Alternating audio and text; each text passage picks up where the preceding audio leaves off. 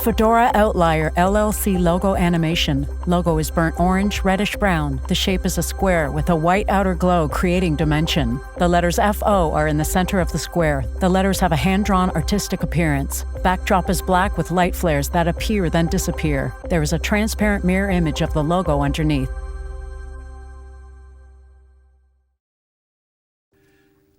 Listening to you say chicken.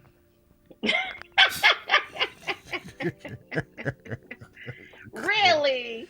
Yeah. Well, I was listening to it to make sure the sound levels was good and everything. And making sure we copacetic on the things that we doing over here. Let's see, what time is it? Let's see what time it is. September 13th, 7:43. 6:43 my time. Oh, okay. It's 43 Correction. minutes. 1 hour. All right. We ain't gonna hold it against you. So listen, everybody, the beautiful sounds of the person that you are hearing is not gonna be introduced right at this moment. I'm gonna tell you why. Listen, I got my broadcast microphone on this one. Y'all ain't even got to see my face. Y'all ain't got to see my face on this one. On this one right here. This one right here. You ain't got to see my face. You gonna see her beautiful face, right? You gonna hear stuff about chicken sausage. You gonna hear stuff about books, willing workers, some stuff don't nobody know, because she gonna give me the deets, the details on her. I am excited, can't you tell, to introduce this person to you, but I always got to tell y'all how I was introduced to the person. So I'm gonna make a long story less long by saying I'm at the 2022 National Federation of the Blind Convention in New Orleans, Louisiana, baby. And I'm looking for Kiva, to be honest, because she had gave me her beads, and you know what that means up in New Orleans. You get your beads given to, and they throwing a party for the New Orleans affiliate. And they said it's on whatever floor. But I forgot it's 2 different towers. So I go to the floor, but the wrong tower. But I hear music bumping at the end of the hall. So I'm thinking, yo, I'm in the right spot. But I walk in, there's a room. And I'm like, man, the whole affiliate fit in a room? Okay. So I walk in and somebody tell me, let me put my good eye on you. So I'm thinking it's like a blind good eye. I ain't know it was like a good eye. You know what I'm talking about? So I guess I get passage through. I sit down. I'm getting to know everybody in the room. Okay? And all of a sudden, somebody just yell, ah! Now, I'm a gun-carrying American. Do you hear what I'm talking about? So I reached for my hip. I thought somebody had broke in. They about to rob us. I ain't know what was going on. And all I hear somebody say, girl, we got the endorsement. Oh, my God. We in there, girl. Everybody started talking about we lit. And I'm like, what is this, a sorority? What is going on? Come to find out, she got an endorsement from somebody that we all know and love. I ain't gonna tell you. I'm gonna let her tell you. So that was it, man. We talked afterwards, and I said I'm gonna do the interview, and she was like, "Oh, you do the interview? What kind of interview you do?" Blah blah blah, and da da da. So it's her, author, and philanthropist, diamond giver. We're gonna get into the diamond. That girl gave us some diamonds for the fundraiser. I thought, listen, y'all thought I was hot when I broke out the Bentley limousines up in Georgia. This girl is handing out diamonds, dude. I'm talking about the real Jones too. So we're gonna be about our hog killing. I thought I'd say that, just in Texas, so hailing from Texas. Yeah, no. Listen, I'm gonna get it up for y'all. Y'all put your hands together for Janetta Price. Janetta, what's happening with you? What's up? I don't know after that intro. Like, where they do that at? Georgia? Georgia? Yes. Don't get me to singing. I was kicked out the church choir in the 7th grade. Yeah, I bet. Because they had rules. You didn't want to follow those structured rules, huh? Well, Chicken Thunder. No, I didn't get kicked out. Actually, yeah, I was talking a lot. They used to have to tell me to be quiet a lot. Right. But I used to sing all the tones. I was soprano, alto, tenor. Like it didn't matter. Depend on the song, baby. I would make it work. And then when I was like around the seventh grade, my uncle said told my mom, which he was the minister of music. He said we found her gift of spoken word. Like let her go, bless us, let her go. So after that, I was the only kid in all the church plays and all that stuff. So the church really embraced my gift of writing. Okay. Okay. So you would say that's how the whole writing thing started for you? No, that's just how I was kicked out the choir. But Oh, it okay. actually started when I was in the fifth grade. I went to a new school, which I did not want to go. Make a long story short, I met a teacher that changed my life. Her name was her name is Miss Matarochi. I know. So we used to call her Miss Mad, and we was acting when we was being bad, we'll call her uh, Miss Roach. But she seen something in me. I always was a lover of reading and expressing myself. So she ended up writing a school play, and I was new, so I didn't even go out for the play. So after everybody read, she was like, "Oh, Janetta, you want to try out?" I think that's where I got that volunteer spirit from, right? And I was like, I didn't even raise my hand. And so mm, I ended up reading for the part, and so she had everybody to go back to the classroom and put your head back on the desk. So she would go, everybody who voted for Susan, raise your hand. Everybody who want to vote for Janetta, raise your hand. Then all of a sudden she said, everybody put your heads up. Janetta, you won. I'm like, really? So I was the main character. That was my first stage play. And she actually told me that I had a gift from God. So she placed me in theater arts. And then after that, that's when my journey truly began to just grow and flourish, like from my school to the church, to the community. I got you. So you want to take us straight into this book, but we ain't doing that. How did you grow up as a child? What was your childhood like? Clearly, it was in church, and was it happy? You was running around being bad, or what was up? First of all, I'm the youngest, right? So of Mm-hmm. course I wasn't bad. But why you laugh like that? Okay. I'm the oldest, so I know that is. So I'm the baby girl, and I really had a great upbringing. Like I was the baby. I was the one that was real vocal. Um, Most of my siblings are real mild mannered, and my mom used to often say, "Where did this child come from, Lord?" mm, And being the baby, she only needed one of me as well. So, really had a great childhood. But throughout my childhood, I did experience some childhood sickness. Like I had thyroid condition where I stayed in the hospital for like a month or so. It was hyperactive and life threatening as well. So mm-hmm. I was like in the 10th grade with that. And, when I was 21, I had a brain aneurysm, and that was 8-hour brain surgery. And, I was, healed and delivered from that as well. The doctor said I wasn't going to be able to walk or talk. So hello somebody, thank God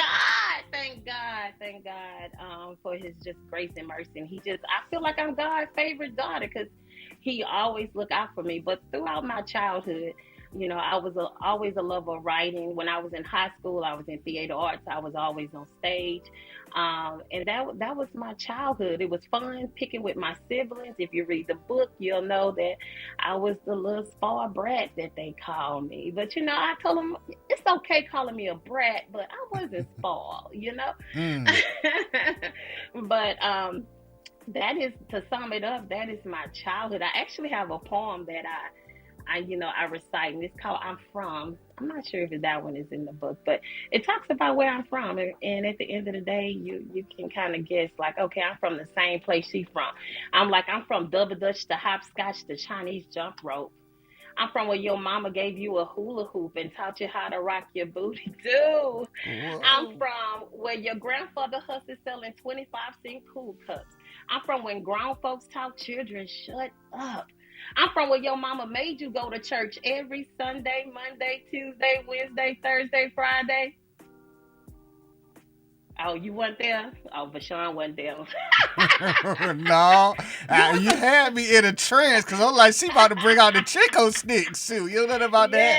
The yes. nine laters and the jolly answers. Yes, You that's what don't I'm know. saying. Janetta, I am from, yes, check this out. Do you realize there is a black person in the world that has never had oodles and noodles? Chicken Thunder. Chicken Thunder. I said that is the 40-year-old virgin story of that.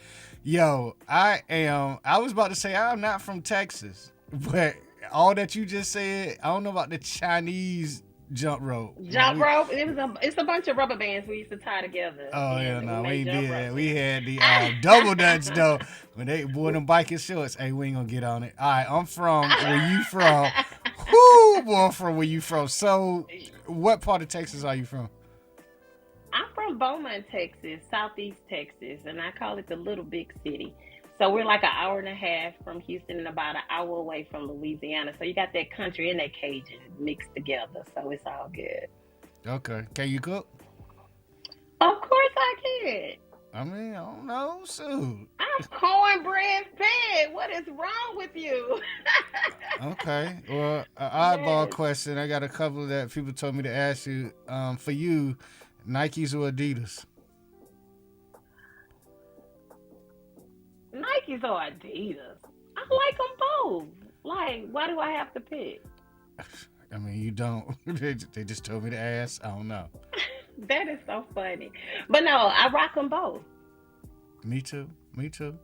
Now, I Okay. prefer Nikes over Adidas, but you know, it is what it is. Yeah. Yeah. So growing up in Texas, you go through that high school. What is that like? High school was like so much fun.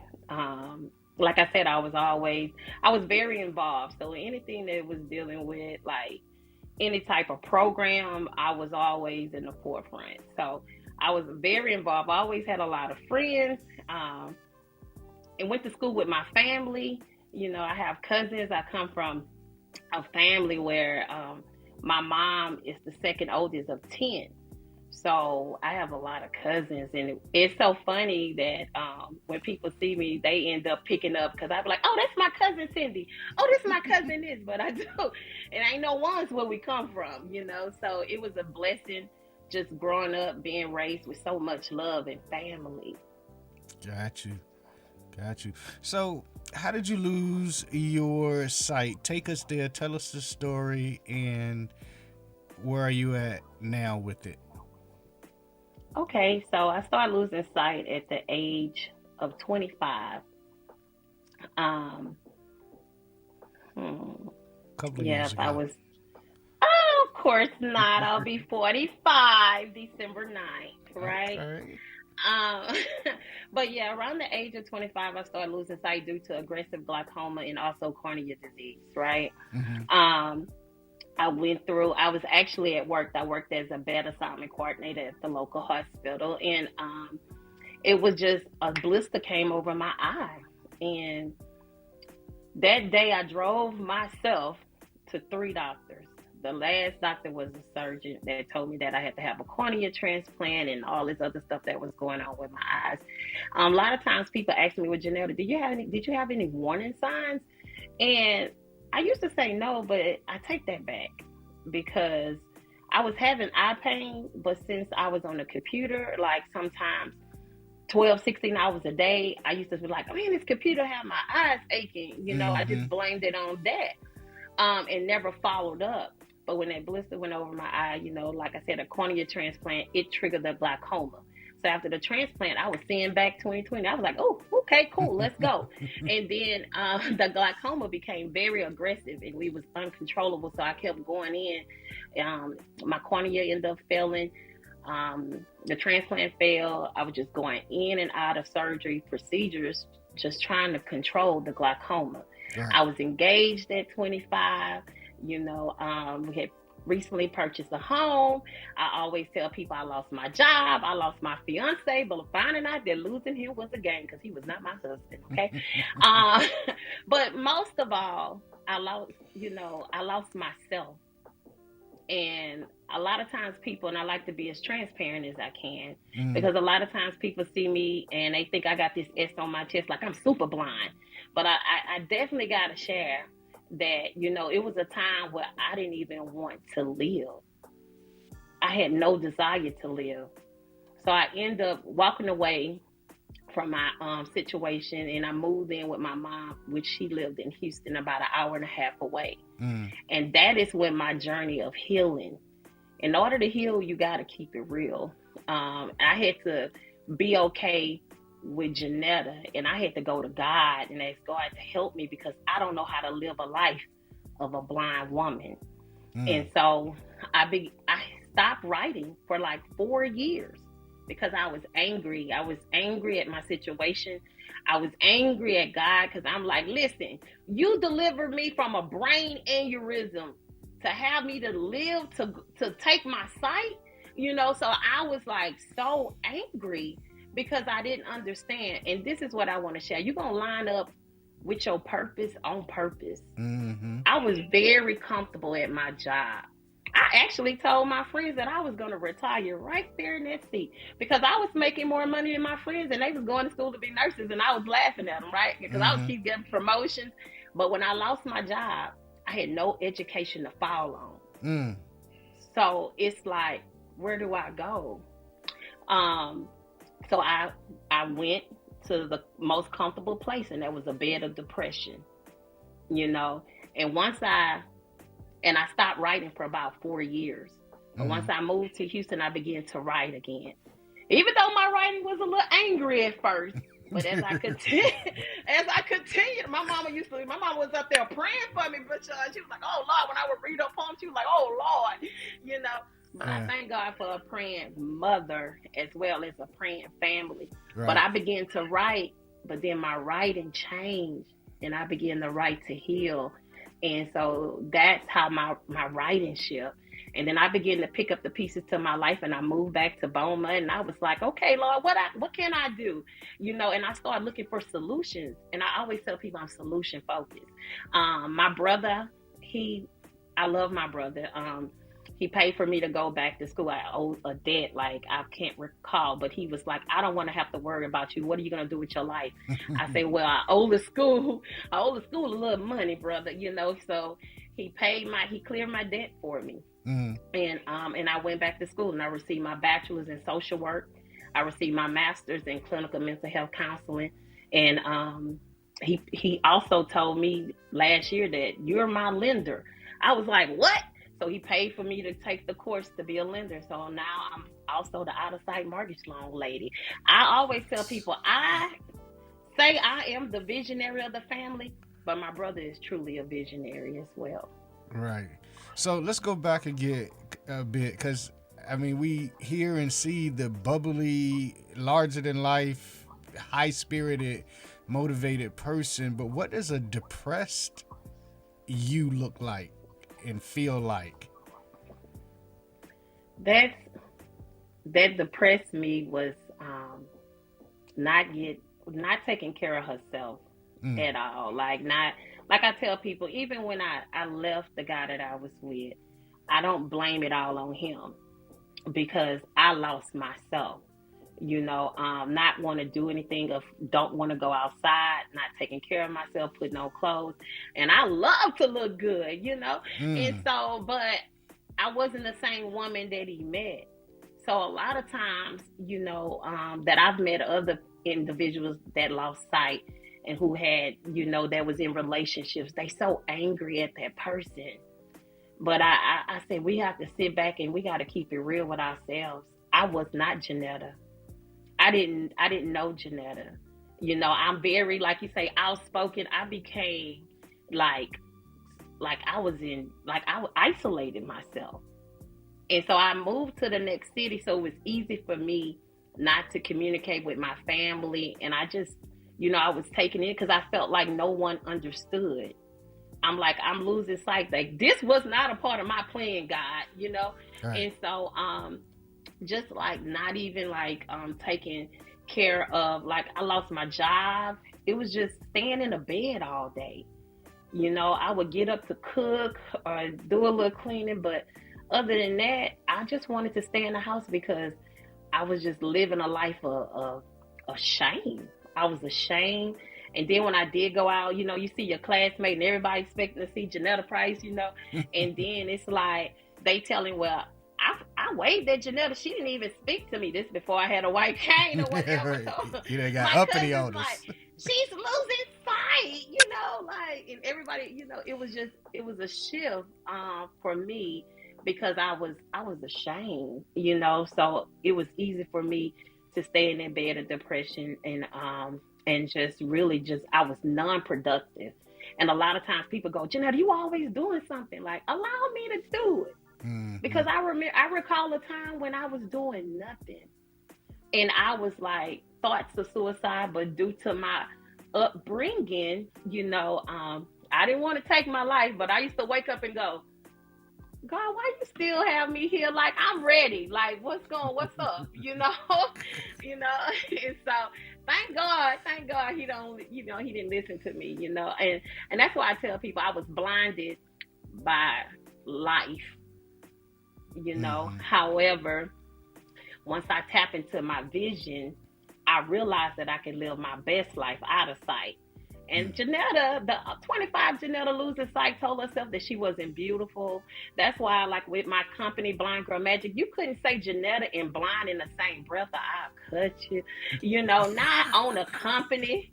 I own a whole company, Blind Girl Magic, and I'm rocking, you know, motivational gear. Not just me, but the whole world is rocking Blind Girl Magic. Family, friends, Right. you know, blind insighted. My most popular shirt is a picture of an African American woman with a big fro, and in her fro it say blind and bougie, and across her chest it says beautiful. Because I want the women out there to know that you are beautiful, you know. And it's so funny that beauty is definitely a mindset, because whatever you think, it alters your behavior. When I thought that I wasn't beautiful and I wasn't attractive, then I stayed in that bed of depression. When I got up and I knew I had that blind girl magic, I put an extra twist in my hip when I walk with my cane. You couldn't tell me nothing. After that, it was like, you know, I got that magic. Yeah, okay, so I'm not All gonna right. sing, All right? right. See, they kicked you out the choir, and I see why. All right. Oh! All right. So next random question. They want to Yes. know: have you ran across? Do you know Jay Prince? No, I don't. I don't know him. Talk to me. Oh, that was it. That's you know, they just told me to ask the streets, so you don't know The them. Okay. streets. Yeah, they said random questions. Hey, I'm interviewing Janetta Price. Oh, JP, J. Okay. All right. So you don't know Jay Prince, and you can accept Nikes and Adidas. So, all right, cool. So, what church did you grow up in? I grew in Church of Living God. Church of Living God, and then we transitioned over to St. Peter's, so Baptist Church. And my family was very involved, and I used to talk a lot. So my grandmother used to, you know, come stand by me, and she'll pinch me under my arms. I don't know if you ever had a pinch from like your grandmother like that. And, Mm-hmm. Them good fingernails that have been around for yeah, 80. and they twirl. Ooh. And I was named after I'm named after my grandmother. Okay. And so her name, I'm actually named after my grandmother. It's like my mom is Janetta. Mm. My dad, mom is Mary, but his aunt helped raise him, right? So her name is Alice. So my name is Janetta Mary Alice. And if you share that, you know, You done told I might have to, yeah. the world. Yeah. But no, it's all good. I'm proud of my name. I have a little, like, all of them were some very bold women, you know, and I boldly carry that name on. So it's all good. Okay. So what type of products and things do you sell at Blind Girl Magic? Actually, I have a shirt on now. It says Abracadabra. I sell t-shirts. That's my main product. And this shirt says Abracadabra.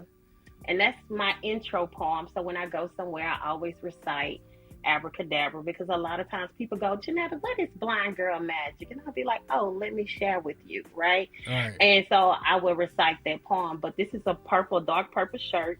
It says Abracadabra, and around the wording is glittery like gold. And at the bottom of it, it says Blind Girl Magic in gold.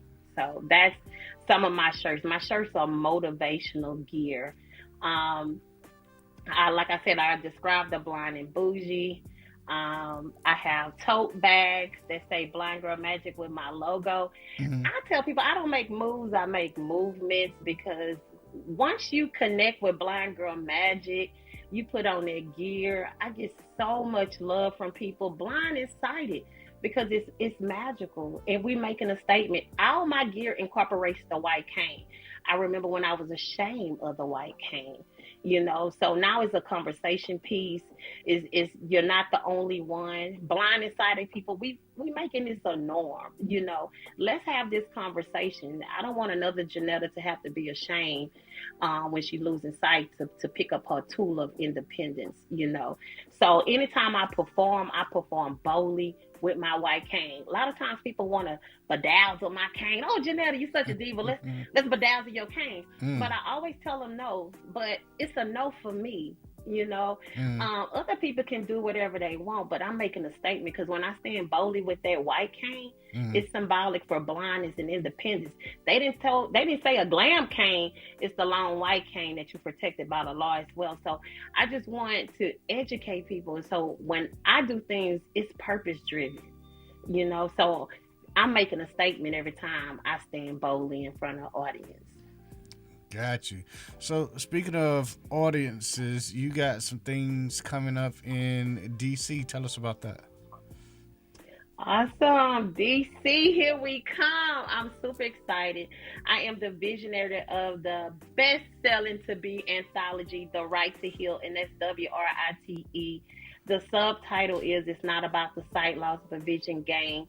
It's a total of 8 out-of-sight authors, and we share how we lost sight but gain vision. Recently, our book at convention, I did receive the email, and I don't know if that was Bashan Janetta Price voice, but anyway, I did receive the email, and I was super excited that Les Brown, the famous